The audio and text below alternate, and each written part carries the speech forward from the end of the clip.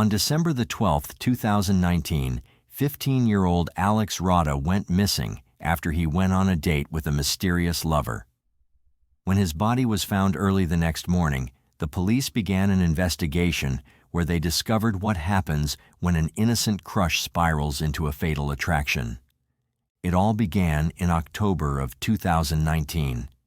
15-year-old Alex Rodda, who attended Holmes Chapel High School, received a message from an 18-year-old Matthew Mason, who was the son of a millionaire church-going farmer.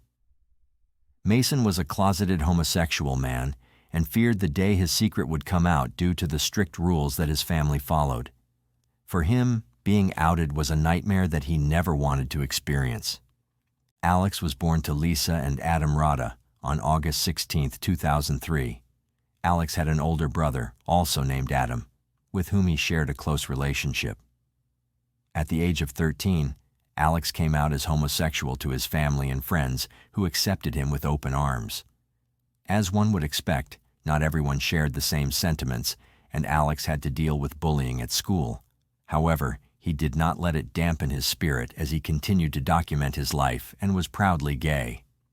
While he was still young, his parents Adam and Lisa got divorced, and Adam later married someone else. According to a close friend of Alex named Esme, Alex loved being on social media and was very openly gay. He was usually seen filming, which is why he grew a decent following on his social media accounts. One day, Alex received a message from Mason on Facebook, who was 3 years his senior. However, within the span of 6 weeks, their relationship spiraled, and the two of them got into an intimate relationship that began to escalate quickly. Alex had a group of female friends that he regularly talked to, which included Esme, Georgia, Yasmin, and Molly. He had told Esme about his relationship first, who was not only excited for her friend, but also encouraged him since she had never seen Alex so happy. Molly encouraged Alex to pursue the relationship as well, not knowing who he was talking to. None of his friends seemed to think that he was in any real danger since it was his first real relationship. When Alex told 18-year-old Georgia about seeing Mason, who was in the same year as her, she was immediately taken aback. She later claimed in an interview that she had never seen Mason indicate that he was gay or that he was interested in Alex. Despite her gut telling her otherwise, Georgia too gave Alex her blessing. However, deep down, she knew that it was odd that a wealthy boy such as Mason was paying attention to Alex, but chose to not voice her concerns since her friend was happy. The relationship started off as normal, but it was clear that Mason was interested in something more than a friendship. As things began to get more serious, Mason and Alex moved their interactions to Snapchat, a social media app that allowed him to send sexually explicit content without any worries as the videos disappeared after viewing them once. What Mason had not taken into account was that Alex was tech-savvy enough to save the videos and collect them over their 6-week-long relationship. While Mason took their sexting very seriously, it was something that Alex joked about with his friends, also a clear indication that he was far too young to be in this kind of relationship. When Alex found out that Matt had a girlfriend of 2 years, he gave him an ultimatum and asked him to break things off with her. Mason, who was still not ready to make their relationship public, refused to tell her anything. Left with no choice, Alex messaged Mason's girlfriend along with a screenshot of their conversation and told her that Mason had been sending him sexually explicit messages. Later, when Mason found out about it, he confronted Alex and told him that he did not want anyone to know about their relationship. Mason had managed to convince his girlfriend that Alex was lying. This did not sit well with the teenager, who then threatened to post compromising pictures of Mason on his stories if he kept lying about their relationship. This is where the money came in. In order to keep Alex from going public with their relationship, Mason started depositing money into Alex's account, starting with £50 and going up to over £2,000. In a way, Mason paid Alex for his sexual favors. Further investigation also revealed that the payments usually came after the two of them had met, hence giving birth to the claim that Mason had groomed Alex by offering him money. something that no young teenage boy would turn away. Forensic psychologist Carrie Nixon commented that the money changed the entire dynamic of their relationship. One morning, Lisa had come home from work to discover Mason and Alex together. She had warned her son to stay away from Mason as she saw something far more sinister in his eyes. On December 12, 2019, at 5:45 p.m., Alex came down from his room as usual and told his mother that he was going to meet a boy, but had not elaborated on who he was meeting with. He had then told her that his friend George would pick him up and he would later spend the night with one of his girlfriends, Charlotte. Instead, what Lisa was not aware of was that Mason was going to be picking Alex up for a dinner date. Mason had texted Alex and told him that he was going to take him to a special place and indicated that they would be indulging in sexual activity. In an interview later on, Alex's friend claimed that he thought Mason was joking about taking him to a special place since there was nothing special about a field. She had warned Alex to not follow Mason into the woods. Before leaving his home, Alex assured his mother that he would see her later. Unbeknownst to Lisa, this would be the last time she would see her son alive. CCTV footage showed Alex being picked up by Mason as the two of them headed off for their date. Later that night at 9 p.m., Lisa left a dinner party and began to call Alex. When her call went straight to voicemail, she was not worried as this was a common occurrence with the teenager.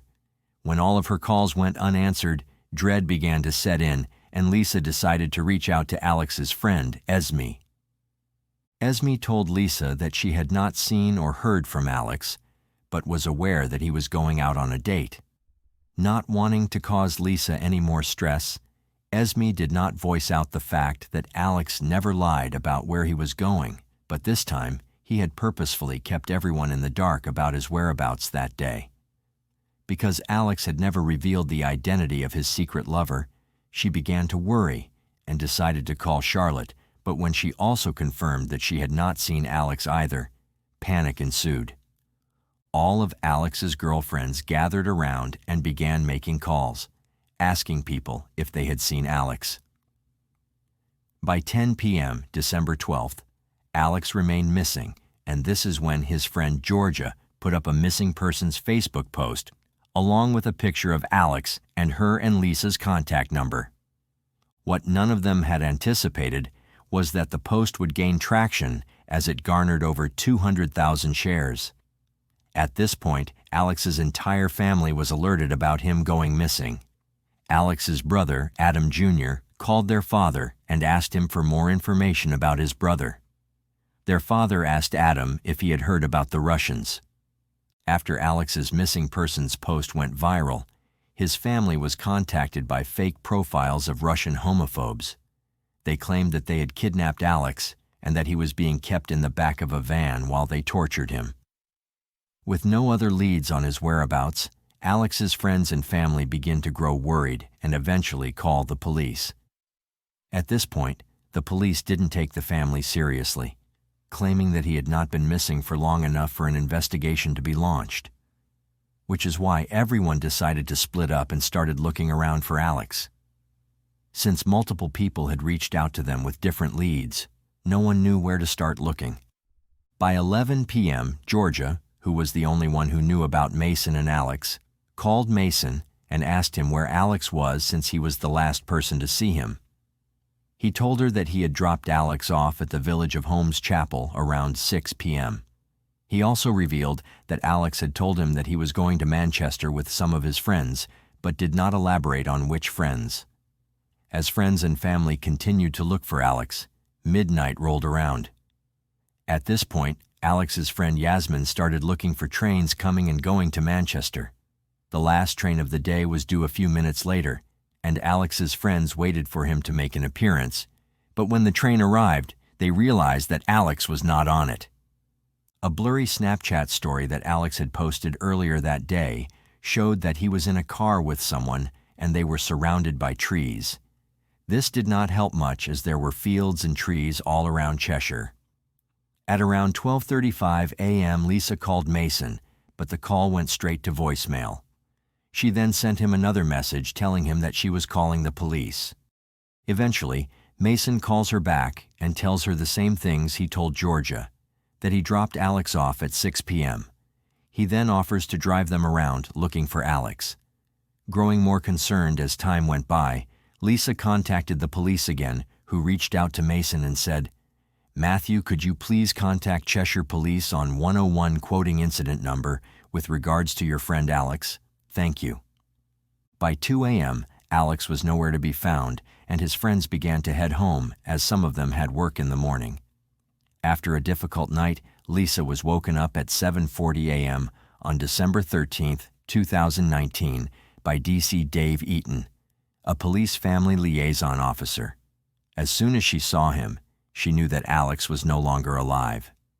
Alex's half-clothed body was discovered in Ashley Mill Lane in the village of Ashley. The police told his family that although the body they found matched the description of Alex, they still needed someone to come in and identify his body. Alex's father and his older brother went in to identify the body, but only their father was able to see him. He described that Alex was unrecognizable from the blows that he took and had to be identified by his feet. Meanwhile, Alex's friends were at Cheshire Constabulary giving their statements, unaware that their friend's body had been found. Around noon that day, Mason was stopped by the police at A41 Staffordshire. When the police searched his car, they found Alex's coat and a bloody wrench in the boot of the car. The police asked Mason to get out of the car, but he refused to move until he was eventually taken out by force and arrested. At the police station, Mason was interviewed, during which he tried to claim that Alex attacked him first, and he acted in self-defense. A year later, on November 30, 2020, he went on trial at the Chester Crown Court, where he pleaded not guilty to murder. When Mason took the stand for the first time, he began to put an act. He sounded like he had learning difficulties while his lawyers tried to push for an insanity plea. During the trial, it was revealed that Mason had taken Alex into the woodlands in Ashley under the pretense of sexual activity. He hid the wrench behind his back, and when Alex was in a vulnerable position on his knees, he hit the young boy with the wrench and delivered 15 fatal blows. Forensic experts who were brought to the court revealed that Mason had used enough force to fracture Alex's skull, causing pieces of it to penetrate into his brain, which is what ultimately killed him. After several statements by Mason, it was also revealed that Alex was still breathing and alive when he left the woodland area. He then went to a friend's house where he washed himself up and joined the rest of his friends at a pub, where he then proceeded to take a picture and posted it on his Snapchat stories as if everything was normal. After he got home that night, he sent another shirtless picture to his girlfriend, further building up on the alibi that he was not anywhere near Alex during his time of death. Once he bid his girlfriend goodnight, he sneaked out once again and headed to the woodlands to confirm that he had finished the job. He then tried to drag Alex's body towards his car, but did not take into account how heavy the teenager's dead weight would be. This is when he gave up and left his body on the side of the road to be discovered in the morning. Mason had also found Alex's cell phone in his car and dumped it since he knew how much incriminating evidence there was against him on it. To this day, the cell phone has not been found. It was also discovered that on December 6, 2019, Mason had made multiple searches, including things like how to poison someone, what happens when you push someone down the stairs, and cases of missing children in Cheshire that were never found. Investigators deduced that he intended to kill Alex from the moment he started sending him money, with his search history proving that he tried his best to cover his tracks. The discovery of Mason's search history resulted in his self-defense counter-argument becoming redundant. 5 weeks later, on January 7, 2021, after 9 hours of deliberation, the jury found Mason guilty of murder. He was sentenced to 28 years in prison without the possibility of parole. Judge Stephen Everett claimed that the murder was deliberate and carefully planned. A year later, Mason appealed and got his sentence reduced to just 26 years. Alex's family revealed that his friends had been pivotal in getting Mason arrested, as they provided extensive witness statements that detailed their relationship. They were able to establish that their relationship was under the legal age of consent, and hence proved that Mason had groomed Alex into a sexual relationship. Some notable documentaries were created to unfold the complexities of the case and also highlight the role of social media in leading to the horrific crime. Documentaries such as ITV's Social Media Murders and Killed by a Rich Kid by Channel 5 shed light on the intricacies of this case. To this day, Alex Rodda's mother mourns the loss of her child, even describing it as being in hell. Do you think Matthew Mason deserved a harsher sentence than just 26 years? Share your thoughts in the comments below. If you want more videos like this, please be sure to like the video, subscribe, and hit the notification bell so you don't miss out on more true crime videos. Stay safe out there. See you in the next video.